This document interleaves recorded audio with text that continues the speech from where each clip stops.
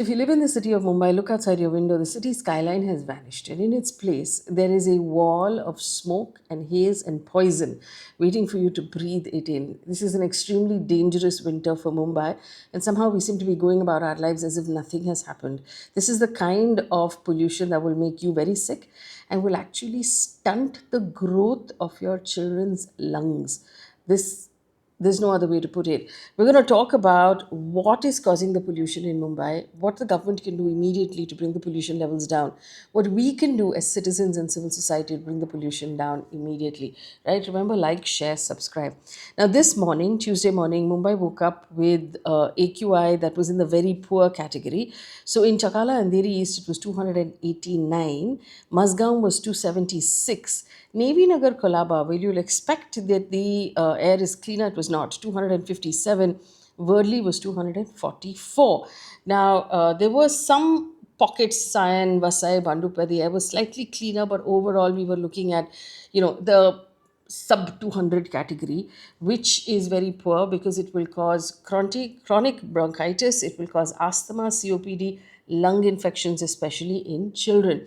Now, if there is persistent exposure, long term exposure, then it will harden your arteries because these particles will find their way into the bloodstream through the lungs. It will increase blood pressure, it will increase chances of heart attacks and strokes. For children, it reduces the growth of their lungs by 10%. So, children who grow up in this air will have lungs that are 10% smaller than they should be when they reach adults. And obviously, this is something that's going to make everybody sick. People have already started coughing. People with allergies to dust are really suffering at this point. The question to ask is, what happened? Why did Mumbai's air get suddenly so bad? Well, according to the BMC's own data, construction dust is the largest contributor. 60% of construction sites lack the mandatory AQI sensors that they were asked to place last year. The sites are not following the rules. So there's no green netting, there's no barricading, there's no water sprinkling, debris is being stored on the road, which means that every time a car passes, it will raise some dust when it drives over that loose sand or the cement or anything that's left on the road.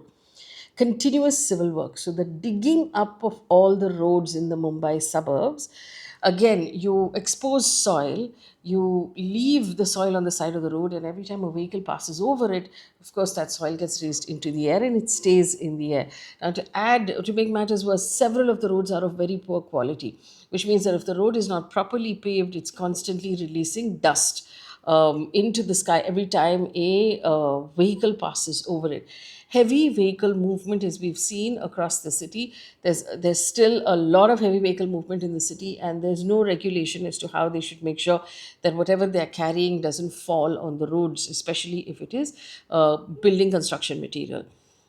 Now, those people who live in the western suburbs don't know, but there are massive refineries on the eastern side of Mumbai near the Eastern Freeway. HPCL and BPCL refine crude oil into various petroleum products right here in our city, as they've been doing for decades. And that releases, along with RCF, which is a chemical fertilizer company, all on the Chembur side or the Mahul side of the city.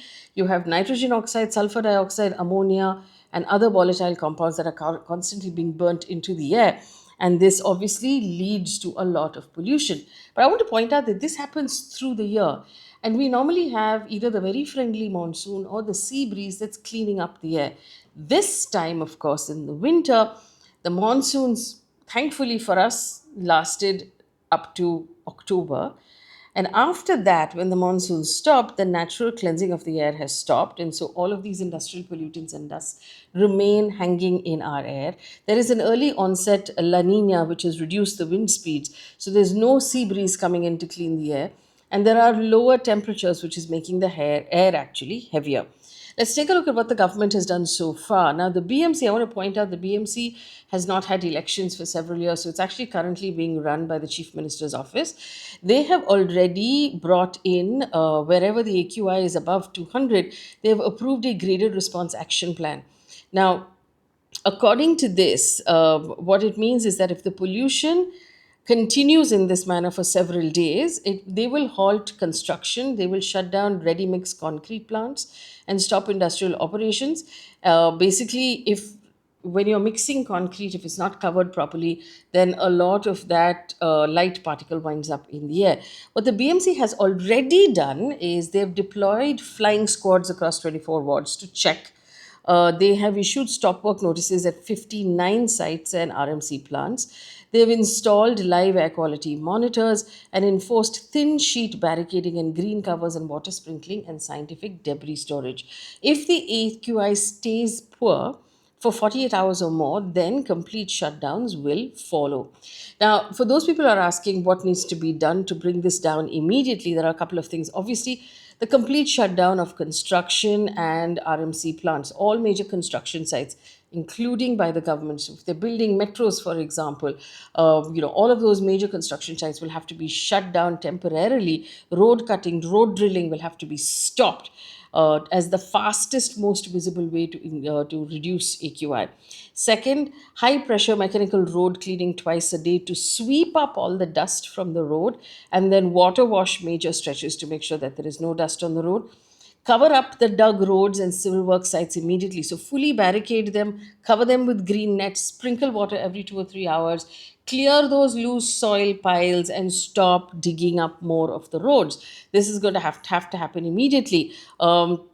You'll have to either cut or curtail operations of refineries and polluting industrial units, either stop the refineries for the next couple of weeks, temporarily shut out all coal fired burners, stop nighttime industrial emissions, intensify monitoring in that entire Chembur Mahul Gawandi area, strict restrictions on vehicles, no entry for, older vehicles, diesel truck vehicles, ban on construction material coming into the city during daytime, mandatory masking for people at high AQI zones, ban any sort of waste burning, garbage burning across the city, and do a clean air week where basically citizens get involved in, just washing down the roads outside of their houses, shut down illegal industries, cover up the debris, like we've already said, and create green buffer zones. So, vertical green barriers near schools and hospitals and highways, anti smog towers. We've seen this work in Delhi to some extent. But like I said, the major things that will have to happen is that construction and polluting industries will have to pause for a couple of weeks. The roads will have to be cleaned up of dust and they'll have to be washed and restrict heavy vehicles and road size. But let's not only leave everything to the government to do. If, as citizens of Mumbai, we care deeply enough, there are several things that we can do as well. One, you can reduce the use of private cars, or you can carpool as much as possible, work from home as much as possible. Private sector can ask employees to work from home to reduce the number of cars and traffic on the road. Avoid peak hour driving, keep your engine shut off for long signals, opt for, walking shorter distances if you can, or just avoid leaving your house altogether. Resident groups can track violations in their neighborhood. They can point out dug up roads. They can point out industrial clusters and get the government or the BMC to act on it. And schools and local associations can also petition MLAs and cooperators to clean up or to do more in the air. But fundamentally, citizens need to refuse to stay silent. You have to show the people who run the city that this is important to you. And you do that by talking about it, by writing letters to either to your local BMC office, to the state government office, sustained put pressure on the BMC, the MMRDA, the Pollution Control Board, the Maharashtra Pollution Control Board to enforce the rules that already exist. If there are builders building in your neighborhood and it doesn't seem like they're following the rules, make the phone calls to actually get them to follow the rules so that they know you are not to be messed with.